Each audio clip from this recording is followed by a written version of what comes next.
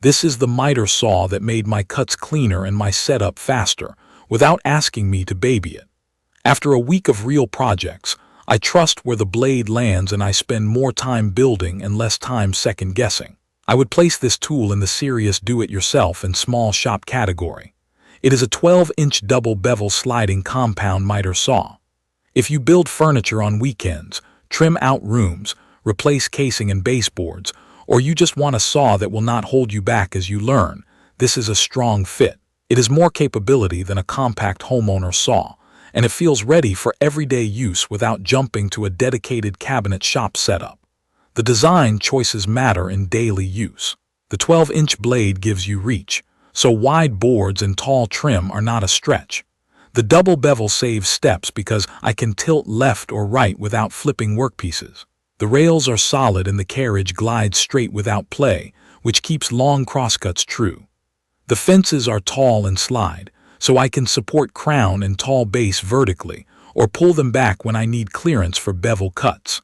The miter handle is a cam-style lock with a thumb button for the detents, and the plate clicks with a confident feel, so I know when I am on a common angle.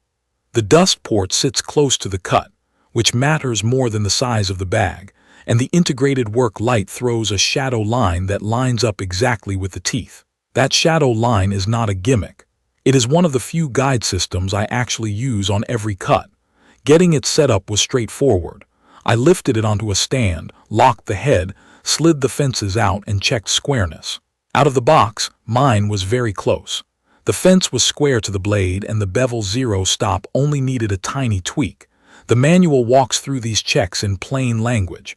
I swapped the stock blade after the first afternoon. It did fine on construction lumber, but when I moved to maple and poplar trim, I put on a higher tooth count blade, and the difference in edge quality was obvious.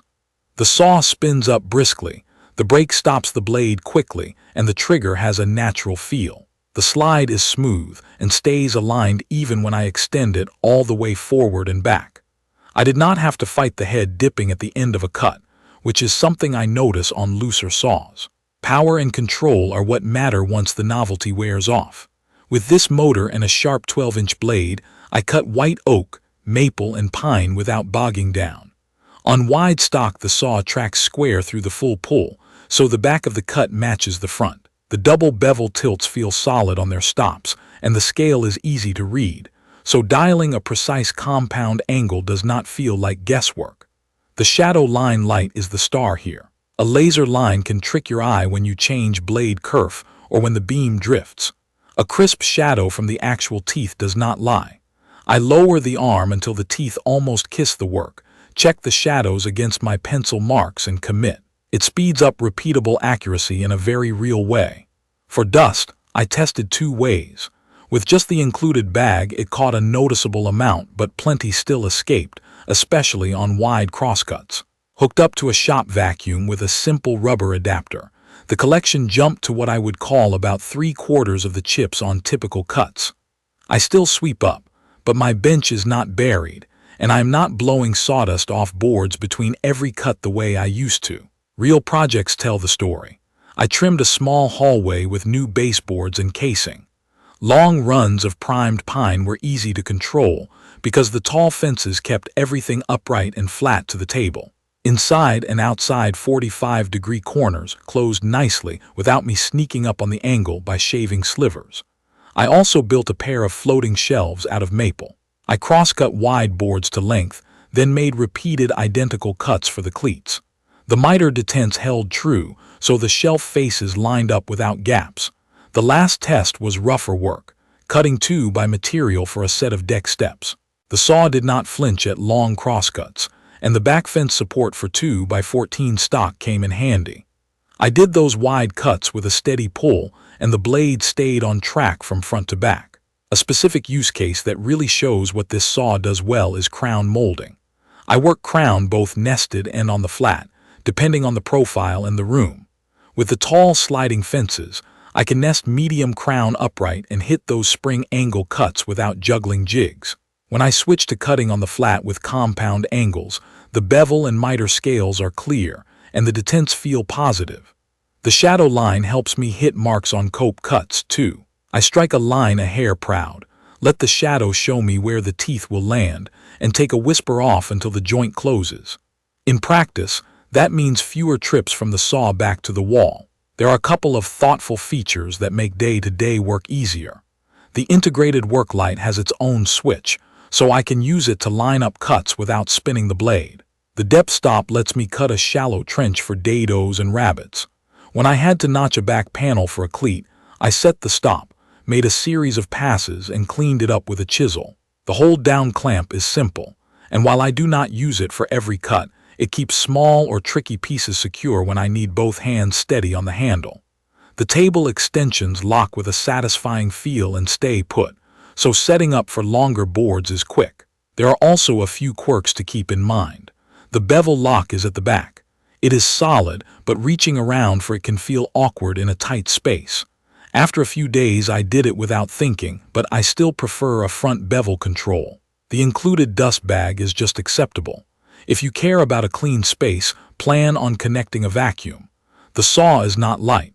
That weight is part of what keeps it stable and accurate, but if you move it around a lot, a rolling stand is worth it.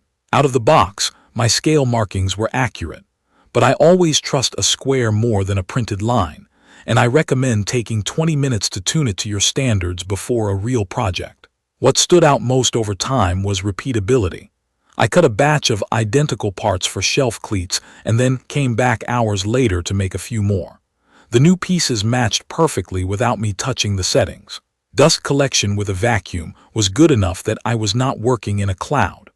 The work light made alignment so natural that I forgot about it until I used a different saw without it. The slide remained smooth even after plenty of crosscuts, and the fences stayed square. The saw did not wander when I eased the blade into hardwood. It just tracked and stopped clean. If you are a person who builds on weekends and takes on remodeling projects, this tool feels like it is built with you in mind. It is approachable even if you are still learning, because the controls are intuitive, the detents are reliable, and the shadow line shortens the learning curve. If you are a trim carpenter or you do a lot of finish work, the capacity, the accuracy, and the stability let you move faster without babysitting every cut. If you want a compact or ultra-portable saw, this is not that. If you want something that holds true across a wide range of cuts and will take on everything from base and crown to wide shelving and deck components, this hits that sweet spot. I like that I do not have to think about whether the saw will keep up.